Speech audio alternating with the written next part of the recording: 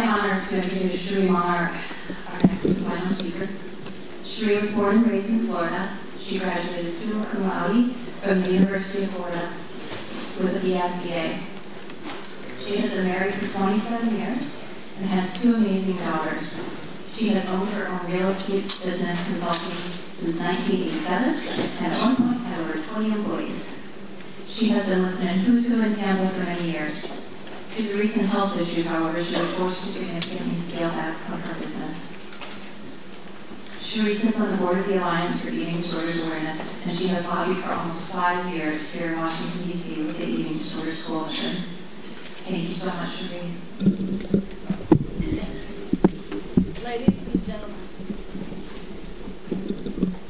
Ladies and gentlemen, I stand before you today as an eating disorder lobbyist and advocate, but I won't be quoting facts and figures.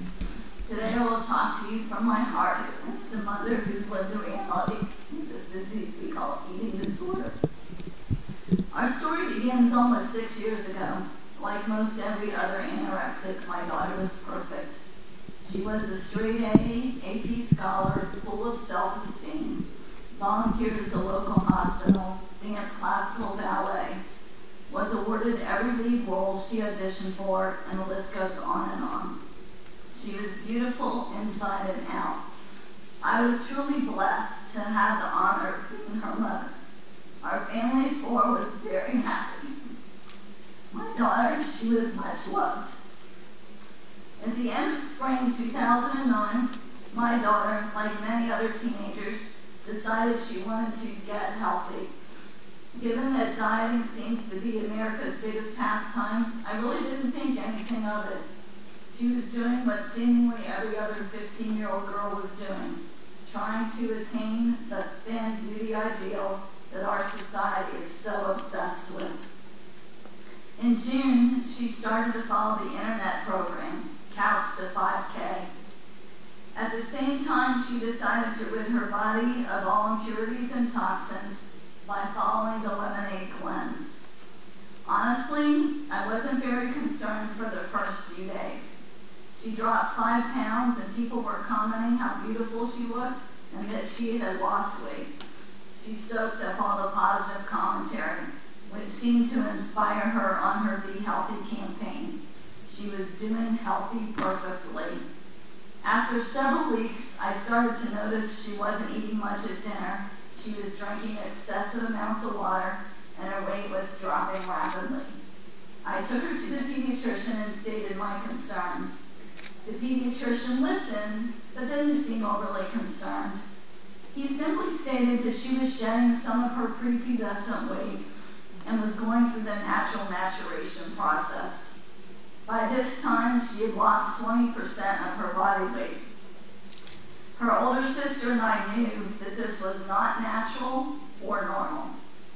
She was not eating. She was now consuming only a few hundred calories per day. We immediately took her to see an eating disorder therapist and dietitian. Her hair started falling out in clumps. Her fingernails and hands turned blue from poor periphery blood circulation. Her heart rate was extremely low. She then started losing feeling in her right leg. When that happened, the numbness in her leg, we added on more appointments, including a neurologist and physical therapist. 7 appointments per week, and nothing was changing. She was now completely paralyzed in her right leg. The neurologist diagnosed her with peroneal neuropathy, a result of the severe malnutrition. The fat around her nerves had eroded, and the nerves were rubbing against each other. This caused the paralysis. One afternoon, about 3 months after her enthusiasm for healthy started, my daughter got scared. She started feeling like she was going to die. My pediatrician said, take her to the ER, but he wasn't that concerned. The entire car ride, my daughter cried that she did not want to die. Mommy, I don't want to die. I don't want to die. She was that afraid. She wanted to eat, but she couldn't. I literally carried my 15-year-old daughter into the ER, and she was physically unable to walk. They drew labs. The ER attendant came into the room. He stated that yes, her weight was extremely low. Yes, her heart rate was orthostatic. Yes, her blood pressure and heart rate were extremely low, but that her blood work appeared to be within a reasonable range. His advice, based on 4 years of medical school, go home and eat a hamburger. She'll be fine. The next thing I knew, my daughter's head spun around. She looked at me and said, "See, I am fine. You were completely overreacting." I told the doctor that I did not need an MD behind my name to know that something was severely wrong. I would later come to know that it can take 4 to 6 months for nutritional deficiencies to show up in the blood work. We left the ER that day, and I felt devastated, lost, alone, and scared. My hopes for getting her help were crushed. For the first time in my life, I felt completely helpless. Tantrums and fits escalated to an even higher level now as my daughter's brain became more malnourished. Her disease made it feel too overwhelming for her to have food in the house, so I started grocery shopping before every single meal. Over the next 30 days, her weight dropped 10 additional pounds. She had now lost 33% of her body weight. I would lie in bed with her at night with my hand on her back, praying that she would keep breathing. Her body was so very frail, skeletal, and the weight was still dropping. She would be in agony at night as she could feel the fat on her body. Things were bad and getting worse. Slowly, the child I once knew was mentally and physically disappearing, and I felt like I was failing her. Words cannot adequately express the feeling of helplessness you have as you watch your child move a little closer to death every single day. I was doing everything I could to try to nourish her. The doctor's appointments continued, but nothing was improving. I scoured the internet for options. I was desperate. I was calling universities and eating disorder programs. Someone had to help. My daughter was dying and no one was listening. Why didn't anyone care? I took her back to the pediatrician and begged for his help. This was 4 months after our first visit, 33% of body weight loss, and he finally recognized things were serious. He finally realized that my daughter was in physical danger and that she needed immediate and specialized treatment. There were a few treatment centers in our area, but not many of them treated adolescents. I expanded my search to the entire United States. I was told by one treatment center in Arizona that treatment would likely consist of at least 3 months and approximately $200,000. The reason? It would cost so much because our Blue Cross Blue Shield plan did not cover eating disorder treatment. Even though my husband and I paid almost $2,000 per month in insurance premiums, our policy would not cover eating disorder treatment. It made no sense. How could insurance not cover my baby? She was dying.